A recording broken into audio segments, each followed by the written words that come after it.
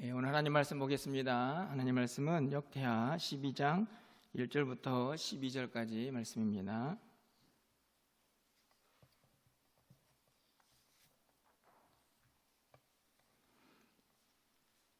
구약성경 671쪽에 있습니다. 역대하 12장 1절에서 12절까지 말씀을 한 절씩 교독하고 마지막 12절은 함께 읽겠습니다. 르호보암의 나라가 견고하고 세력이 강해짐에 그가 여호와의 율법을 버리니 온 이스라엘이 본받는지라.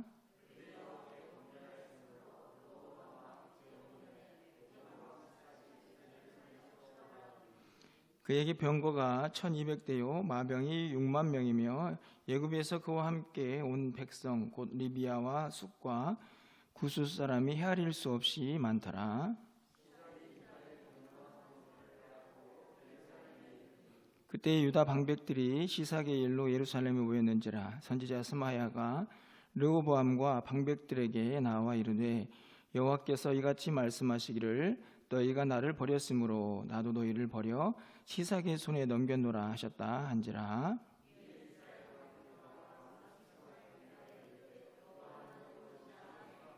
여호와께서 그들이 스스로 겸비함을 보신지라. 여호와의 말씀이 스마야에게 임하여 이르시되 그들이 스스로 겸비하였으니 내가 멸하지 아니하고 저희를 조금 구원하여 나의 노를 시삭의 손을 통하여 예루살렘에 쏟지 아니하리라.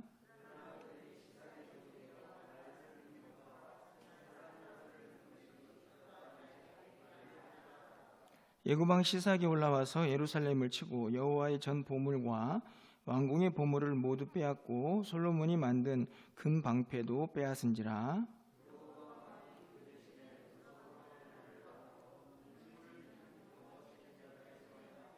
왕이 여호와의 전에 들어갈 때마다 경호하는 자가 그 방패를 들고 갔다가 경호실로 도로 가져갔더라.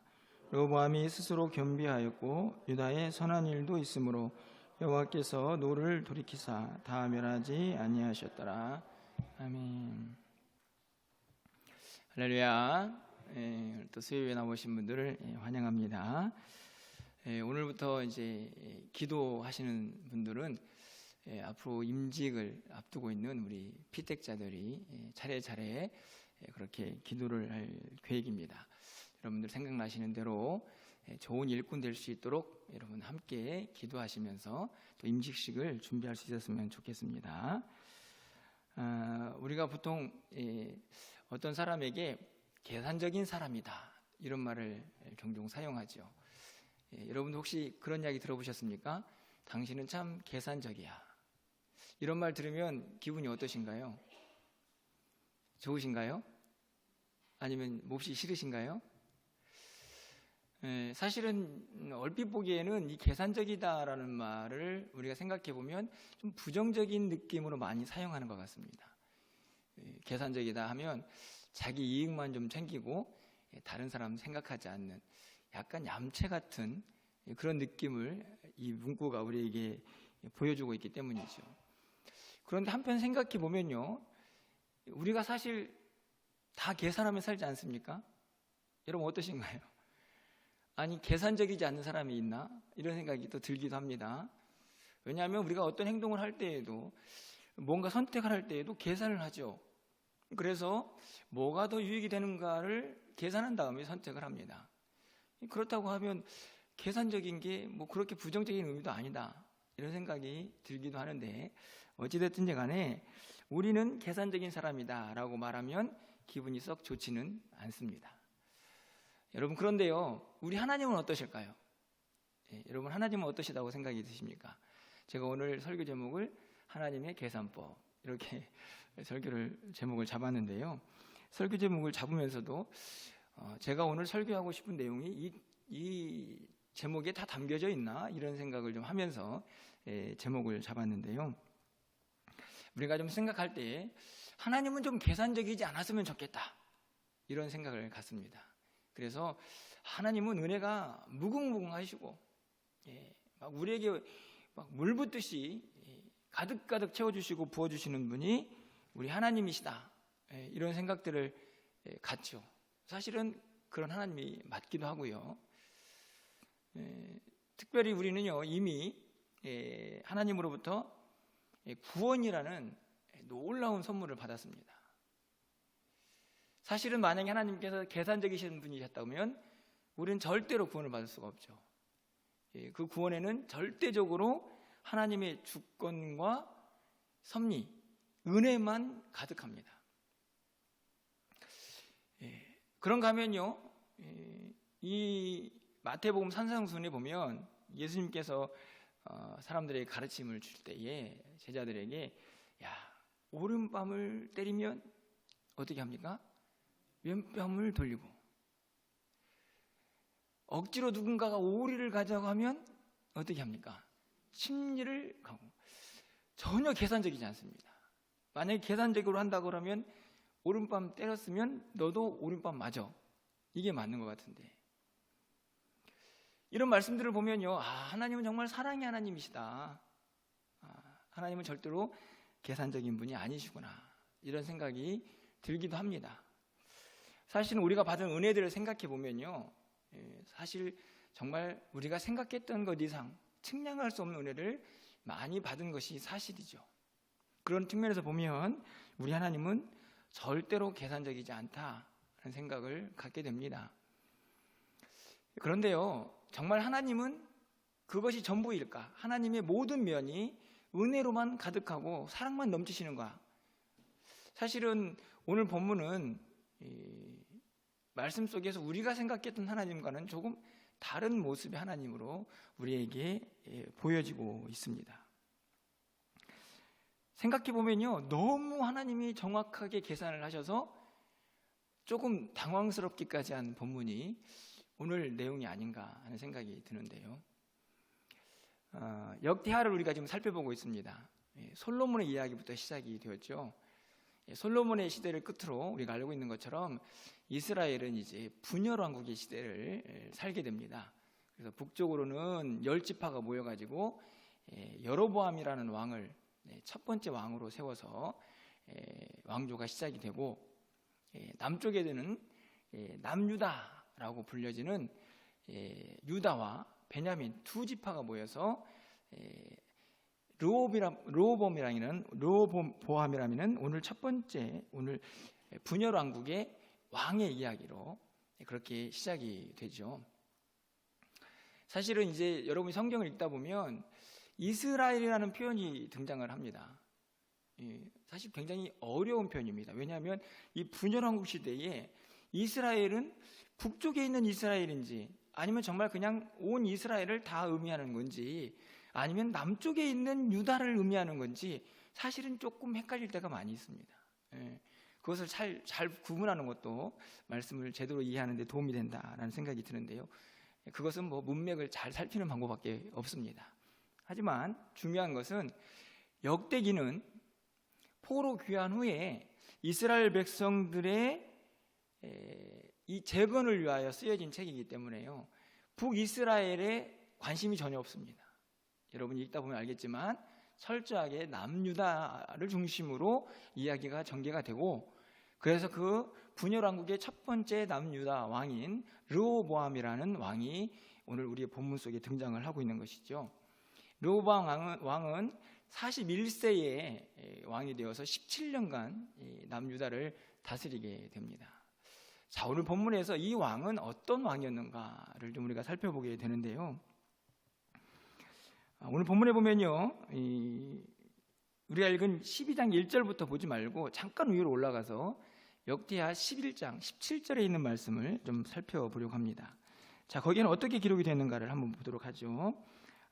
제가 읽어드립니다. 그러므로 3년 동안 유다 나라를 도와 솔로몬의 아들 르호보암을 강성하게 하였으니 이는 무리가 3년 동안 다윗과 솔로몬의 길로 행하였음이더라. 자, 제가 르호보암 왕이 몇 년을 통치했다고 얘기를 했습니까? 17년. 자, 그 중에 3년은 어땠습니까? 강성했죠? 여기 보면 누군가가 도와줬다 이렇게 기록이 되어 있지만 그것도 물론 구체적인 이유죠. 하지만 이 17절 하반절 말씀을 보면 3년 동안 다윗과 솔로몬의 길로 행하였다라는 말씀을 보면요, 그 당시 3년 동안은 르호보암 왕이 열심히 하나님을 잘 섬겼다, 잘 따랐다, 이렇게 볼 수 있습니다. 그때 강성했죠. 나라가 매우 강했습니다. 자, 그런데요, 그 왕이 통치하던 5년쯤 되었을 때 상황이 바뀌어지게 됩니다. 그 이야기가 오늘 12장에 기록이 되는데요, 1절 말씀을 가서 보시면요, 르호보암의 나라가 견고하고 세력이 강해짐에 그가 여호와의 율법을 버리니 온 이스라엘이 본받은지라. 야, 이게 사실은 굉장히 슬픈 이야기입니다. 르호보암의 나라가 견고하고 세력이 강해졌습니다. 3년 동안 하나님을 잘 섬겼기 때문에 하나님께서 은혜를 주신 것 같습니다. 그래서 막 강해졌는데 거기까지는 좋습니다. 그런데 그 뒤에 어떻게 됩니까?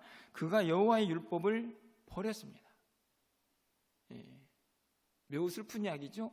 강해졌는데, 은혜를 받았는데 오히려 그 은혜를 은혜로 누리지 못하고 교만해져 가지고 하나님의 말씀을 버리는 죄를 범하게 됩니다. 게다가 왕이 그러고 있으니 이스라엘 백성들 어떻게 했습니까? 혼자만 하나님의 율법을 버린 게 아니고 백성들도, 야, 우리 왕도 저렇게 하나님 말씀을 버리니 우리도 따라가자, 아마 그랬던 것 같습니다. 온 나라가 엉망이 되어가는 거죠. 2절 말씀을 가서 보시면요, 그들이 여호와께 범죄하였으므로 르호보암 왕 제5년에 예굽왕 시삭이 예루살렘을 치러 올라오니. 사실은 이 본문도요, 그냥 편하게 읽을 수 있는 본문은 아닙니다. 여러분 생각해 보십시오. 그들이 하나님께 범죄했습니다. 여기까지는 1절에서 이미 우리가 알게 되는 사건이죠, 사실이죠. 그런데 르호보암 왕 제5년에 예굽왕 시삭이 예루살렘을 치러 왔다.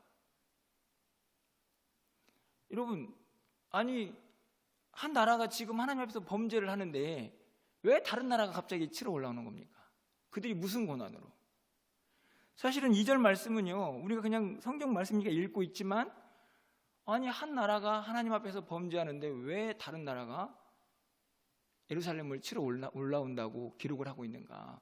사실은요, 어떻게 보면 의아한 말씀이죠. 결국 이 말씀 속에서 우리는 무엇을 깨닫게 됩니까? 이 전쟁이 왜 시작되었는가 하는 것을 알 수 있습니다. 하나님이 허락하셨기 때문에 생긴 전쟁이죠. 그들이 범죄했기 때문에 하나님께서 그들을 심판하시기 위하여 발생한 전쟁이라는 것을 우리가 알 수가 있습니다. 야, 어떻게 생각하십니까? 3년 동안 열심히 하나님을 잘 섬겼더니 하나님이 복 주셔가지고 나라가 막 강해졌습니다. 그러면 어떻게 해야 될까요? 은혜구나. 더 열심히 하나님을 섬겨서 나라가 더 강해져야 할 것 같은데 오히려 강해지니까 교만해져서 하나님의 율법을 버리게 됩니다. 그래서 5년째 돼서 예굽의 시삭이라는 왕이 이 남유다를 쳐들어왔죠. 그래서 성들을 막 무너뜨리고 옵니다. 이 소식을 이제 왕이 듣고 방백들이 모여가지고 이제 심각하게 회의가 열리죠. 그때 스마야라는 선지자가 그들의 죄악상에 대해서, 하나님의 심판에 대해서 말씀을 합니다. 그랬더니 6절에서 그들이 어떻게 반응합니까? 이에 이스라엘 방백들과 왕이 스스로 겸비하여 이르되 여호와는 의로우시다. 그래도요, 이 르호보암 왕과 이스라엘 백성들은 그 당시에 이 상황에서 스마야 선지자가 하나님의 심판에 대해서 경고하니 스스로 겸비했다. 다시 말하면 자기를 낮추고 하나님 앞에 회개하는 모습을 간직을 합니다. 자, 여기까지가 지금 이 왕의 모습, 그 백성들의 모습인데요. 그러면 이 르호보암 왕에 대해서 성경은 어떤 총체적인 평가를 내리고 있는가를 한번 보셔야겠죠. 그의 믿음의 상태를 잘 진단할 수 있는 평가의 내용들이 12절과 14절에 등장을 하는데요. 여러분 먼저 12절 상반절 말씀을 보면 이렇게 기록이 되어 있습니다. 르호보암이 스스로 겸비하였고 유다의 선한 일도 있으므로. 자, 이 본문을 보시면 어떤 느낌이 드십니까? 르호보암이 스스로 겸비했다. 앞에서 6절에서 보여준 말씀이죠. 그런데 그 뒤에 나오는 말씀을 보면 유다의 선한 일도 있었다. 이 말씀은 어떻게 이해가 되시나요? 유다는 항상 선했다. 유다는 항상 하나님 앞에서 착한 일을 했다. 이게 아니고 선한 일도 있었다. 이 말은 악한 일도 있었다. 그렇죠? 그러니까 때로는 선하기도 하고 때로는 악하기도 하고, 저는 이런 모습에서 이 르호보암과 이스라엘 백성들의 신앙이 반쪽, 어찌 보면 불완전한 신앙의 모습을 그대로 드러내고 있죠. 여러분, 그 모습은요 14절에서 다시 한번 확인이 됩니다. 우리 14절 말씀은 좀 화면을 통해서 또 여러분 가지고 있는 성경 말씀으로 함께 좀 읽어보도록 하겠습니다. 14절입니다. 르호보암이 악을 행하였으니 이는 그가 여호와를 구하는 마음을 굳게 하지 아니하였더라. 이 말씀을 잘 보시면요, 이 르호보암도요 하나님을 믿는 마음이 있었던 것이죠. 굳게 하지 않았다는 말은 뭡니까? 믿는 마음이 있었지만 그게 견고하지 못했다는 거죠. 그러니까 3년 동안은 열심히 하나님을 따랐습니다. 하지만 그 이후로 그가 하나님의 율법을 버리면서 하나님 앞에서 범죄하고, 한편으로는 선한 모습이 있지만 또 한편으로는 악을 행하는 모습들이 있었던 것이죠. 견고하지 못했습니다. 흔들리는 믿음을 간직했다는 말씀이죠. 이게 바로 오늘 성경이 이 르호보암 왕에 대해서 평가하는 그의 믿음의 상태입니다. 하나님을 믿고 하나님을 알긴 했지만 그의 믿음이 항상 견고하지는 못했다 하는 것이죠. 불완전하고 어찌 보면 반쪽짜리 믿음처럼 보여지는 모습들이 오늘 이 왕에게 보여졌던 것입니다. 자, 이 왕에 대해서 하나님은 어떤 반응을 보이시느냐가 매우 중요하다고 생각이 드는데요. 그럼 5절 하반절 말씀을 좀 가서 보시면, 여호와께서 이같이 말씀하시기를 너희가 나를 버렸으므로 나도 너희를 버려 시삭의 손에 넘겼다. 이게 이제 스마야를 통해서 하나님이 하신 말씀이죠. 하나님의 계산법, 네가 버렸지 나도 버린다. 와, 하나님은 은혜의 하나님이고 사랑의 하나님이신데, 아니 버렸다고 저희를 버리십니까? 사실 이렇게 반응이 나올 수 있는 구절이죠. 저희가 요즘 새벽에 사무엘 상을 살펴보고 있습니다. 아직 거기까지 나가지 않았는데 내일 구절인데요, 2장 30절 하반절 말씀을 보면요, 나를 존중 여기는 자를 내가 존중 여기고 나를 멸시하는 자를 내가 경멸하리라. 야, 하나님은 계산이 확실합니다. 그렇죠? 존중 여기는 자는 내가 존중하고 나를 멸시하는 자는 나도 멸시할 거다. 오늘 본문처럼 네가 나를 버렸어? 나도 너를 버릴 거야.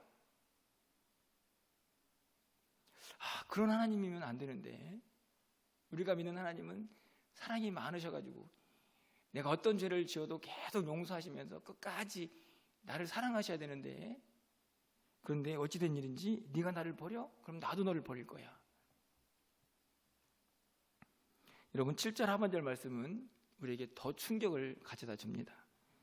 그들의 스스로 겸비하였으니 내가 멸하지 아니하고 저희를 조금 구원하여 나의 노를 시삭의 손을 통하여 예루살렘이 쏟지 아니하리라. 여기서 저를 가장 충격 속에 빠뜨리는 그 문구는요, 무엇이겠습니까? 조금 구원하여. 아니, 구원하시려면 아예 다 구원하시지 무슨 하나님은 조금 구원하셔요. 여러분, 우리 하나님은 사랑의 하나님이신데, 우리 하나님은 엄청난 은혜를 우리에게 쏟아 부어주시는 분이신데, 아니 그런 하나님이셔야만 하는데 그 능력의 하나님이 구원을 어떻게 조금 하신다고 이렇게 말씀을 하십니까? 이런 생각이 들지 않습니까?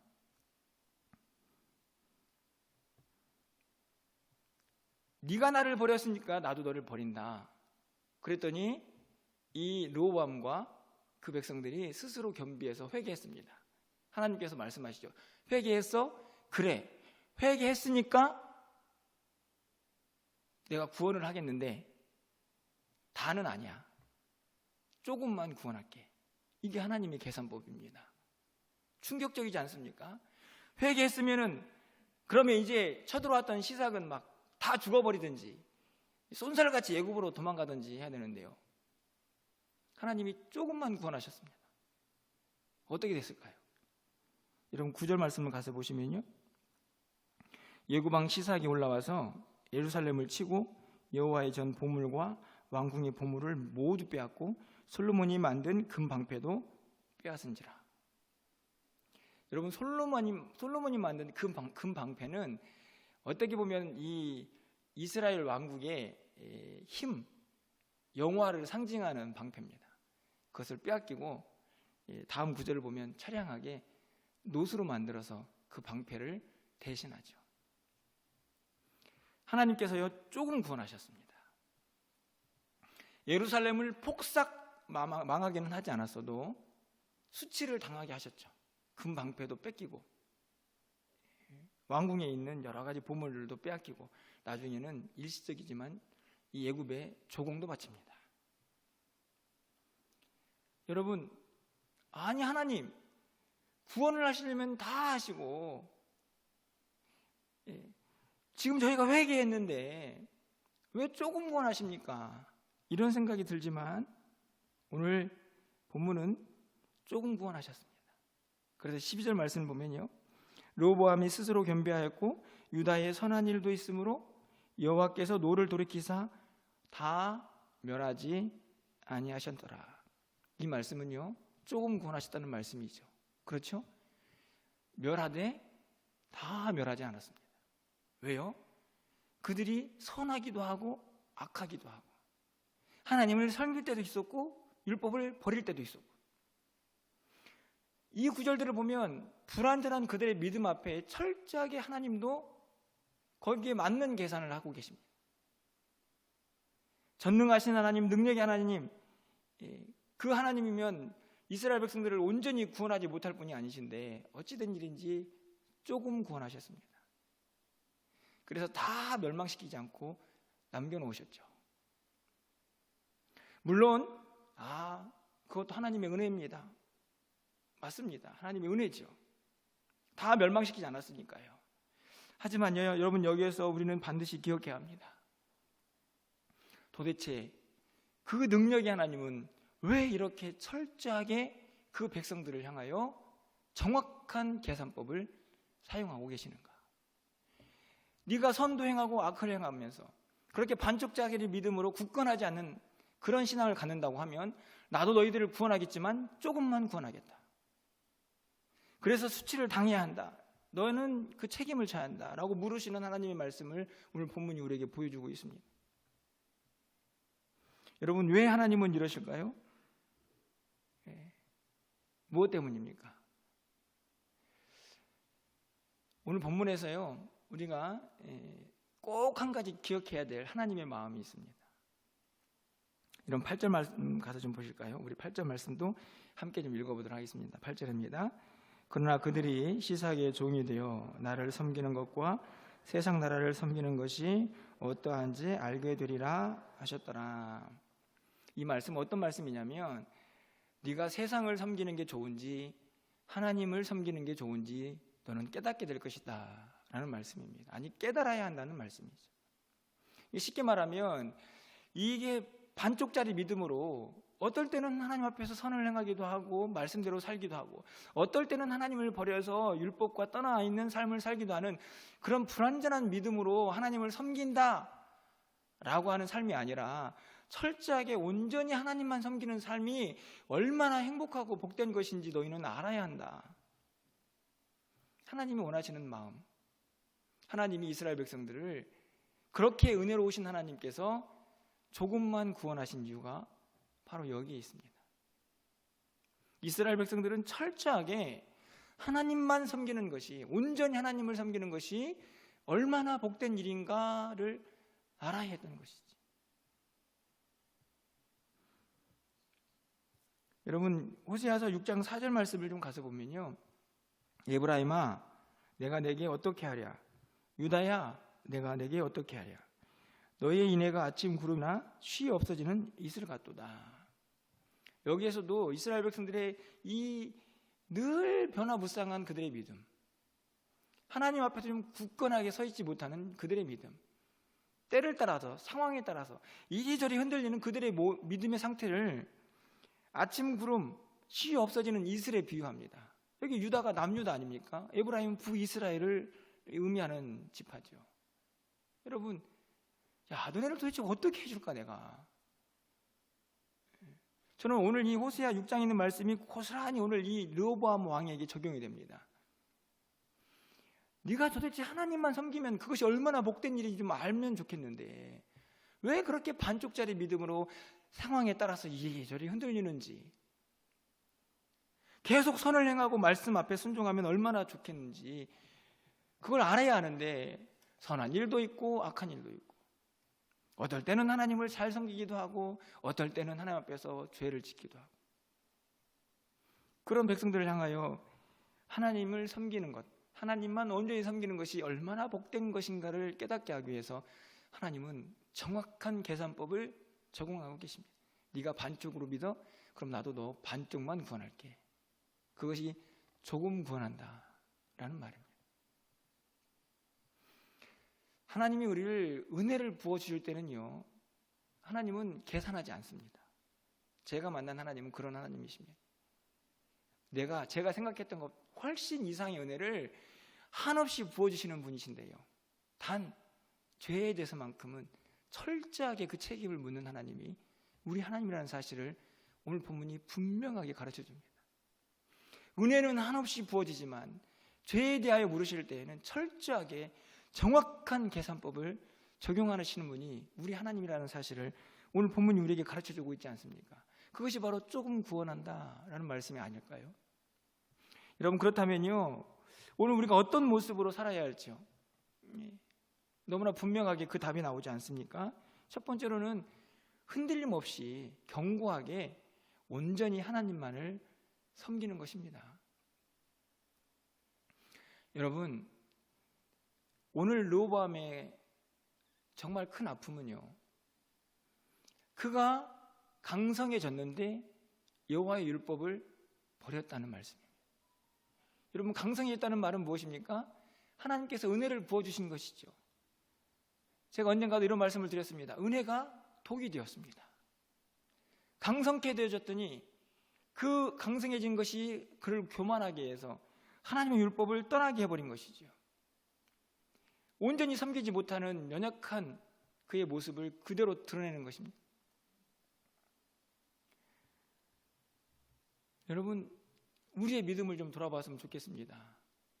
여러분, 하나님께서 그동안에 부으신 은혜가 우리에게 정말 은혜로 작용을 해서 감사와 영광을 돌리고, 그래서 더 큰 은혜를 하나님께서 부어주시기에 기뻐하시는 그런 상태인지, 아니면 그 은혜가 오늘 르호보암처럼 오히려 독이 되어가지고 나를 교만하게 하고 하나님의 말씀에서 떠나게 하고 하나님 앞에서 범죄한 백성으로 나를 만들어 놓고 있지는 않은지, 오늘 우리의 모습을 다시 한번 돌아보게 하죠.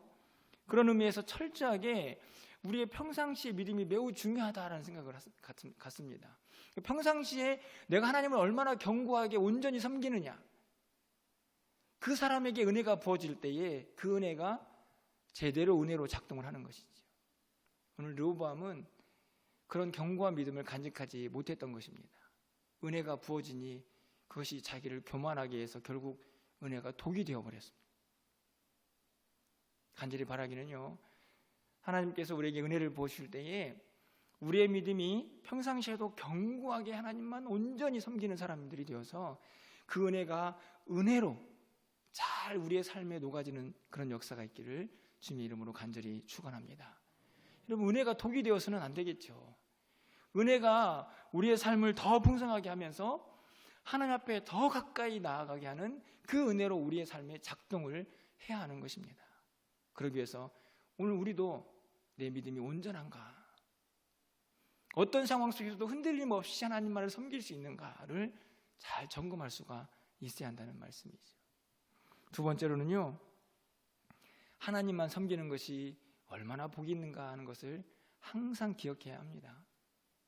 오늘 우리가 읽었던 8절 말씀에서 그렇게 기록이 되어 있던 것처럼 세상을 섬기는 것, 애굽의 시삭이라는 왕을 섬기면서 하나님을 섬겼을 때가 얼마나 행복했는가를 알기를 바라셨던 하나님의 마음, 그 마음을 오늘 우리의 마음속에 잊지 말아야 하는 것이죠. 하나님을 섬기는 것이 얼마나 복인가. 그것이 우리를 조금 힘들게 하고, 하나님은 하라고 하는 것도 많네, 왜 이렇게 나에게 헌신을 요구하시는 거야, 이런 생각이 들 수도 있지만요, 그게 복이라는 것을 우리가 깨달아야 합니다. 그 하나님을 섬길 수 있는 것, 그 일을 할 수 있는 것, 여러분에게 직분이 주어졌지 않습니까? 그 직분이 왜 이렇게 무거워? 그게 아니고 그 직분을 주신 것, 그 일을 할 수 있는 것, 그것이 복이라는 것입니다. 그걸 아는 것이 중요하다는 사실이죠.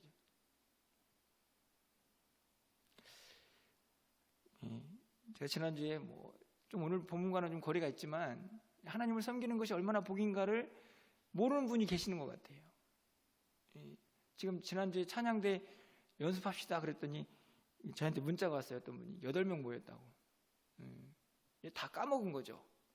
자기가 찬양된지, 임명받은 대원인지, 자기가 신청한 대원인지. 근데 저는 적응해 보면요, 그 찬양대원으로 하나님을 찬양할 수 있다는 그 직분이 얼마나 크고 행복한 일인지, 그거를 잊어버린 거 아닙니까 혹시? 그렇다고 해서 우리 찬양대원들 제가 책망하는 것은 아닙니다. 우리의 믿음을 좀 전체적으로 돌아볼 때 우리가 지금 주님 앞에서 예배하고 이것저것 섬기고 하는 여러 가지 봉사의 모습들이 있는데 그 일을 하는 것이 얼마나 복된 일인지 알아야 하는 것이죠. 그것이 우리를 힘들게 하고 무겁게 하는 것이 전부가 아니라 오늘 말씀하신 것처럼 그것을 섬기고 하나님 앞에 나아가서 하나님 앞에 예배하는 그 모든 섬김이 얼마나 복인지 알아야 하는 것입니다. 그래야만 흔들리지 않고 하나님만 섬길 수 있는 것이지요. 여러분, 여호수아 24장 15절 말씀을 가보면 여호수아가 마지막으로 유언 같은 말을 합니다. 너무 잘하는 말씀이죠. 만일 여호와를 섬기는 것이 너에게 좋지 않게 보이거든 너희 조상들이 강 저쪽에서 섬기던 신들이든지 또는 너희가 거주하는 땅에 있는 아무리 족속의 신들이든지 너희가 섬길 자를 오늘 택하라. 오직 나와 내 집은 여호와를 섬기겠다. 이게 무슨 말씀입니까? 누구를 섬기는 게 진짜 복인지 너희들은 알아야 한다. 이 여호수아가 자신 있게 지금 이스라엘 백성들에게 그 족속들에게 지금 야 너희들 꼭 선택해봐. 그냥 우상을 섬기든지 하나님 섬기든지 마음대로 해. 그런 의미가 아니죠. 내가 만난 하나님은 그 하나님을 섬길 때에 얼마나 큰 행복이 우리에게 찾아오는지 그 하나님을 내가 섬긴다. 나는 그 하나님만 섬길 것이다. 그러니 너희도 그 하나님을 섬겨라는 말씀이죠. 여러분 보시면 오늘 나와 내 집은 하나님만 섬기겠다. 우리가 반쪽 신앙을 넘어서서 굳건한 온전히 하나님만 섬기는 신앙으로 나아갈 때에 오늘 이 여호수아의 고백처럼 올 가정의 달인데요, 우리 모든 가족이 이 고백 앞에 함께 나아갈 수 있기를 간절히 소망합니다.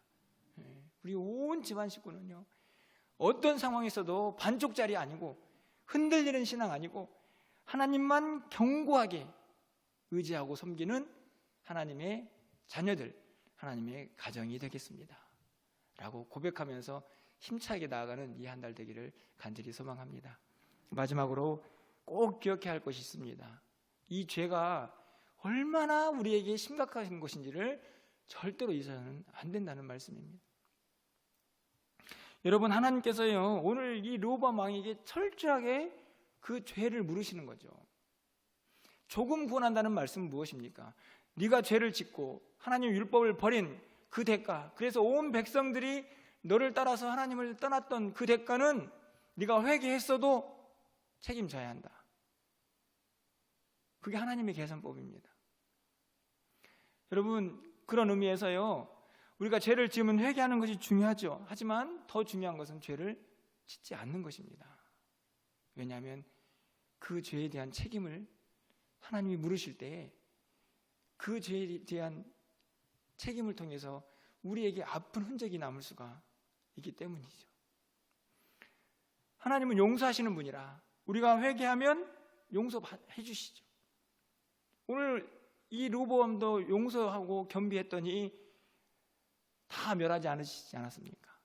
하지만 죄의 책임에 대한 흔적이 남습니다. 아픔이 남죠. 그렇기 때문에 죄는 회개하는 것이 아니고 짓지 않는 것이 하나님 앞에 기쁨이다 하는 사실을 늘 기억하셔야 합니다. 그런데 여러분, 우리가 얼마나 연약합니까? 언제든지 넘어질 수 있죠. 그래서 제가 늘 드리는 말씀 있지 않습니까? 항상 자신의 모습을 겸손하게 살피고 늘 주님의 도우심을 구하는 것입니다. 하루에 눈을 뜰 때마다 하나님, 오늘도 내가 하나님 앞에서 범죄하지 않도록 저를 좀 붙잡아 주십시오. 이런 기도를 하는 이유가 언제든지 우리는 넘어질 수 있기 때문에, 그런 기도를 통해서 우리가 하나님 앞에서, 하나님 말씀 앞에서 떨어져 나가는 그 죄를 범하지 않고, 그리고 하나님께서 죄에 대한 책임을 물으실 때에 그 아픈 상처도 간직하지 않을 수가 있는 것이죠. 우리는 이 죄의 심각성을 반드시 기억하면서 죄를 짓지 않으려고 하는 몸부림이 우리 안에 있어야 한다는 사실입니다. 말씀을 맺으려고 합니다. 하나님은요, 사랑의 하나님이시라. 우리에게 은혜를 부어줄 때는 전혀 계산하지 않는 것 같습니다. 내가 이만큼만 해도 더 큰 은혜로 부어주시는 분이 우리 하나님인 것이 맞는 이야기고, 그런 하나님이 또 우리 하나님이시죠. 하지만 죄에 대해서는요, 반드시 정확하게 계산하시는 분이라는 사실을 오늘 본문을 통하여 우리가 꼭 깨달을 수 있는 이 밤이 되기를 간절히 소망합니다. 여러분, 하나님 앞에서 그래서 우리가 흔들림 없이 반쪽짜리 믿음이 아니라 견고하게 오직 하나님만 섬기셔서 주신 은혜가 독이 아니라 더 큰 은혜의 삶으로 우리 가운데 작동할 수 있도록 하나님 앞에 나아가며 감사하며 영광 돌릴 수 있는 우리 모두의 삶이 되시기를 주님의 이름으로 간절히 축원합니다.